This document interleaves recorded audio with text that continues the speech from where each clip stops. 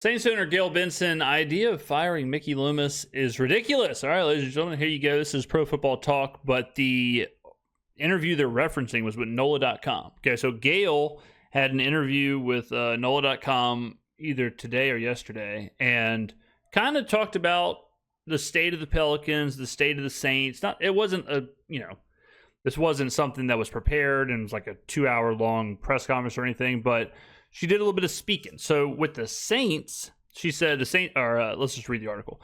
The Saints reached their bye week with a 2-8 record, and many teams in that situation face questions about whether they are going to make changes to their coaching staff or front office. Kellen Moore is in his first year as the team's head coach, and Saints owner Gayle Benson shot down any notion of a change at the top of the personnel department. General manager Mickey Loomis has been in that role since 2002. I was 19 years old, and Benson said that neither this year's record nor the team's recent lack of success has her thinking about a change. It may not be what the fans want to hear, but as far as firing Mickey Loomis, that's ridiculous, Benson said via Jeff Duncan of NOLA.com. He does a great job. When I'm asked to hold Mickey Loomis accountable, I do. Not every decision works out. They never do. I hold him in high esteem, and I'm very pleased with what he has accomplished in this building. Benson said that Loomis and the team were up front about the Saints being in a rebuilding mode in 2025 and that things have played out that way. That switch will have to flip at some point, but it looks like Loomis will be around until it does. All right, so listen, y'all know where I stand on this, okay? I think the fire Mickey Loomis, Gayle Benson sell the team is maybe the most like brain rot, just drooling and slobbering all over yourself line of thinking possible. I really do. And I think it's one of those things where it's just such a indicator that whoever is saying it is super, super short term, super trying to find the boogeyman, not watching the games, not digging into analysis, and just straight up throwing something to the wall and hoping it sticks. It's a very weird mind frame to be in, I think, right now. Now, 3, 4, 5 years from now, we'll see. Okay. So with that over there, let's dig into the actual article. So this part right here is interesting. Like, the Saints have reached their bye week with a 2-8 record, and many teams in that situation face questions about whether they're going to make changes to their coaching staff and front office. So what's unique about the Saints situation is they kind of front loaded a lot of this, right? They made the changes first and then said, we're rebuilding. Made it very clear that we're rebuilding. This is where we are setting our expectations. Like in your Madden franchise, when you have to set expectations, like how many wins you're going to have, whatever. The Saints did that. So in a way, they kind of got ahead of their own rebuild, right? Because, yeah, a lot of the times with the start that the Saints have had, with the situation the Saints have had, there is a question about the coach, or there is a question of, like, the Jets, for example, okay? The Jets hire Aaron Glenn. They pay Justin Fields $40 million. They've got former Offensive Rookie of the Year, former Defensive Player of the Years, our former Offensive Rookie of the Year, former Defensive Rookie of the Years on the roster, okay, with Garrett Wilson and Sauce Gardner-Johnson. They got Breece Hall. They have Quinnen Williams. So they're kind of pseudo. On one hand, they're in a state of flux because they just brought in Aaron Glenn. On the other hand, they're trying to win. They just paid Justin Fields $40 million. And their roster is in a weird winning window where they just paid Sauce Gardner, $100 million contract, whatever. You know, they have to win with this roster they have right now. They have to at least look competent, right? They don't, and now Aaron Glenn's going to get fired. If you look at other teams, like Tennessee with Brian Callahan, or even Brian Daboll with the Giants, where now the Giants are absolutely rebuilding. They took Jackson Dart. They took Cam Scatterby. They took Abdul Carter. Like, they have a young team for sure. Okay, well, now they have to start a coaching search. Now they have to figure out who they're going to get, who they're going to bring in, let that system take its place, and then they're going to be a year out from being a year out, right? On top of, they have to risk messing up the development of Jackson Dart. The Saints did the Kellen Moore new system, all that stuff, Brandon Staley, at the beginning, before any of this started. They said, you know what? We're going to start straight up clean. And this is what a lot of teams should have done. Matt Eberflus with Chicago, right? They bring him back, draft Caleb Williams, fire his ass, right? Brian Callahan in Tennessee, bring him back, draft Cam Ward, fire his ass. Where it would have been better if they do the coaching part first, clean house, fire everybody. They got him in the situation. It's not working out, whatever. Get the new system in place, get the foundation in place, get the coaches in there, let them make a draft class happen, and then go from there, like the Saints did. I think the Saints are, as far as a rebuild, like this is a really good way to go about it. Because Kellen Moore and Brandon Staley are under no pressure. And they shouldn't be under any pressure in the first year. They have a hodgepodge of a roster. They've got Sean Payton leftovers, Dennis Allen leftovers, Pete Carmichael's walking around in the parking lot. They got to get security out there, get him out there. You know, they might have to mace him. Who the hell knows? But Kellen and Brandon can take time and build stuff. Think about how bad of a situation the Saints would be in if they hire Aaron Glenn, okay? Because a lot of people want them to hire Aaron Glenn. They hire Aaron Glenn. They sign Justin Fields because a lot of people wanted them to sign Justin Fields. Justin Fields can't play. You gave him $40 million, and you're about to fire Aaron Glenn. Like, all of a sudden, that is such a different situation than what the Saints are in. The Saints are kind of in the best situation, okay, for a rebuild. Now, let's go to the next part. And they kind of talk about that, whatever. And Gayle mentions that Mickey is not going to get fired. And I agree. He shouldn't be getting fired. I don't even think Mickey should be on the hot seat right now. Remember, guys, 2 years ago, the Saints tied for the division. This has not been a situation where this team hasn't won in 10 years. We know what happened. I've gone over this timeline a million times.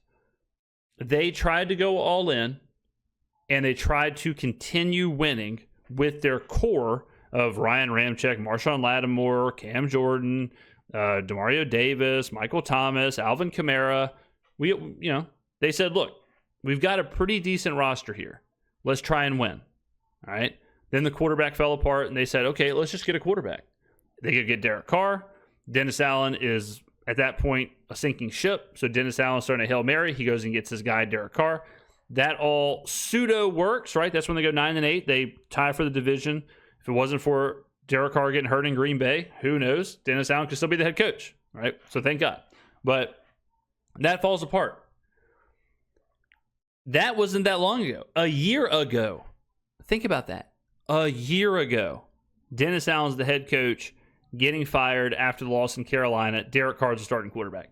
Think about how much has changed in 1 year. You want to talk about hitting the reset button as hard as you possibly can, is what the Saints did. They didn't waste any damn time. I mean, if you really take a step back and you look at where we were with Dennis Allen, Derek Carr, and Pete Carmichael, then we go to Clint Kubiak instead of Pete Carmichael. Then in the same year, we get Dennis Allen out of there. Derek Carr gets hurt, medically retires, whatever. And now, completely new offensive staff, completely new defensive staff, rookie quarterback, rookie left tackle. It's kind of a whiplash of how fast things have changed. So you do have to give the front office that. Like, they saw they had to pivot, and they pivoted. They pivoted quick. Again, was not that long ago. Like, Michael Thomas was running routes. Was not that long ago, we were talking about, hey, is Ryan Ramczyk going to play this season? What's the situation look like? You know, like, a lot's happened in a very short period of time. So you have to give Mickey in the front office and Kellen and his coaching staff some time to see if this thing works. The Sean Payton thing worked. The Dennis Allen thing didn't work. The Pete Carmichael thing didn't work. And they pivoted. And I'll give Gayle this too. It's public knowledge now that Gayle stepped in and said, get Dennis Allen out of here. This ain't good enough. And she fired him. Cool. All right. So you got to give this set a chance to win. If this set doesn't win, if Kellen flunks out and Shuck is bad and Staley's bad and whatever, then and only then should Loomis be looked at. Because then at that point, you messed up the Carmichael Allen thing, you messed up the Kellen Moore, Brandon Staley thing, you messed up the Derek Carr thing, you messed up the Tyler Shuck. Like at that point, okay, you've had enough of a stretch there to where you should be held accountable. Okay? But until that happens, whatever. As of right now, you do have to tip the cap to hiring Clint Kubiak. And as of right now, I tip the cap to hiring Brandon Staley and Kellen Moore. Again, it hasn't even been a season, but as of right now. So let's continue. Benson said that Loomis and the team were upfront about the Saints being in a rebuilding mode. True. Everyone knew what this was. Everyone was, the second they traded Marshawn Lattimore, we all knew, okay, they're clearing books, they're getting draft picks, they're getting younger, they're getting cheaper. They hired a rookie head coach, the youngest coach in the NFL. All the writing was on the wall that this was a rebuild, okay? 100%, which is what the Saints fans want, right? The fans want, hey, quit trying to win. We hear that all the time, which is kind of funny that as a fan base you have to say that, but for 20 years, this team has tried to win. And now it's like, look, hit the reset, right? Hit the reset, hit the reset. And the front office said, okay, we will. We'll hit the reset. And this is what it looks like. So the front office wants the same thing that the fans want. The fans and the front office are in lockstep, which is why I think it's such a brain rot situation to want to fire Loomis and the coaching staff when they're in agreement with the fans. Everybody right now is saying, you're right. Let's take a step back. Let's restart. Let's get younger, cheaper. Let's not do anything crazy. Let's not go sign Justin Fields. Let's not trade our draft picks. Let's not do any of that stuff. Let's not go get Mike McCarthy, who's just a Band-Aid head coach. Let's get a new, young, innovative coach. Let's give him a couple years to figure things out. Let's get a young roster. Let's draft 9 players. Let's trade Rashid Shaheed and Trevor Penning. Let's get more draft picks. And let's build something here. Let's build something, which is what every fan should want, right? Every fan and every analyst said, okay, it's time to shut the window on the core that I just talked about. It's time to shut that window. Take your medicine for a year, 2 years, flush out the cap, nail the drafts, and let's rock and roll. And as of right now, if you look at every decision, okay, Kellen Moore, Brandon Staley, all of the draft picks, not making any trades in the draft, all that, you got to admit, all those decisions are looking pretty nicey, okay? All that's looking pretty nicey. And I'll say something else here. This isn't a lot as far as like what was being said, but you do have to give Gayle Benson credit for saying something and for coming out there and saying, like, listen, I hear you. Like she addressed, and she talks about the Pelicans too, and she says, I'm not selling the teams. So she addresses selling the team, which people have been screaming about for a couple weeks now, and says, I'm not selling either team. They're not going anywhere. Okay, which if you're a Saints fan or a Pelicans fan, there's a Pelicans game tonight. I might go. They're playing the Lakers. Haven't decided. If you're a fan, your owner coming out and saying, like, look, I'm not selling these teams. I want these teams to succeed. I want these teams to be good. I want them here. I love New Orleans. I love this city. I love whatever. We're building something. That's music to your ears, right? A lot of other owners would just sit back, not say nothing, not mention it, give cliche answers, not address it.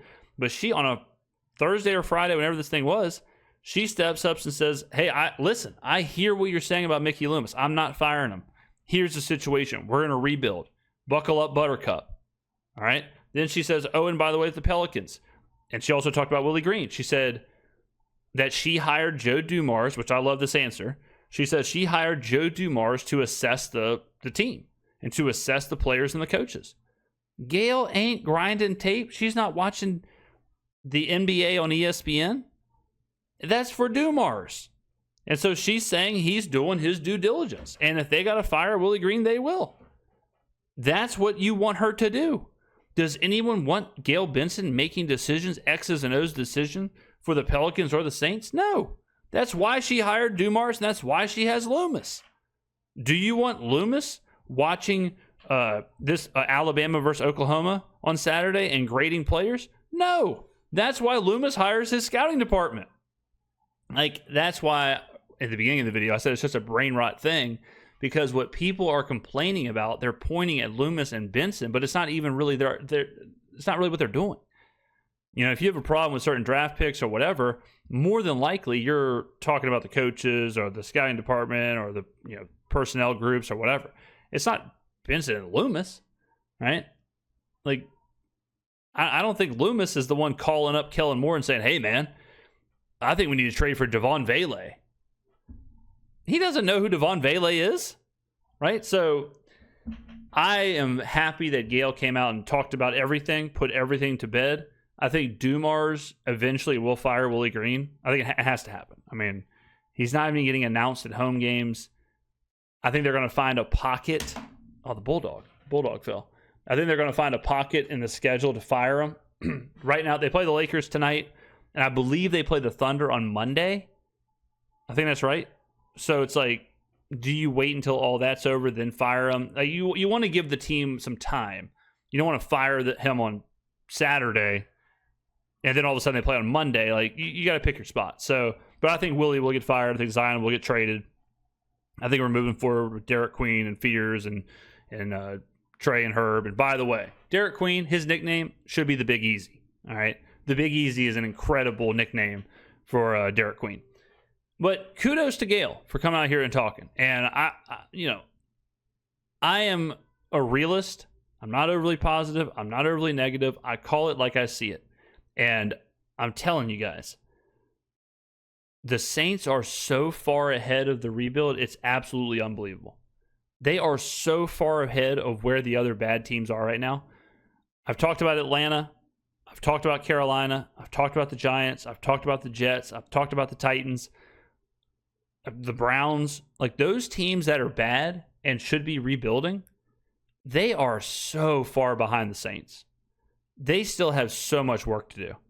They still either have to get off quarterbacks, they have to, they have no draft picks, they either have bad contracts, they either have, lame duck coaches, or they either have already fired their coach. They have to get in line to fix their front or their coaching staffs and all that stuff. The Saints aren't doing that. They're just plugging away. They're just building and continuing to build, and the foundation's already there, and they're already light years ahead of those other teams. Right now, I would much rather be the Saints than the Falcons. And the Falcons have Bijan Robinson and Drake London and Kyle Pitts and Michael Penix. Well, they don't have a first-round pick next year. They got 3 wins. They're going to have to start paying all of those players. They're going to have to fire their head coach, fire their offensive coordinator. They got to figure out the Kirk Cousins situation. They got to figure out the Michael Penix situation. They got a lot to do, okay? The Panthers, same thing. They traded from 9-1 to get Bryce Young. They got to figure that out.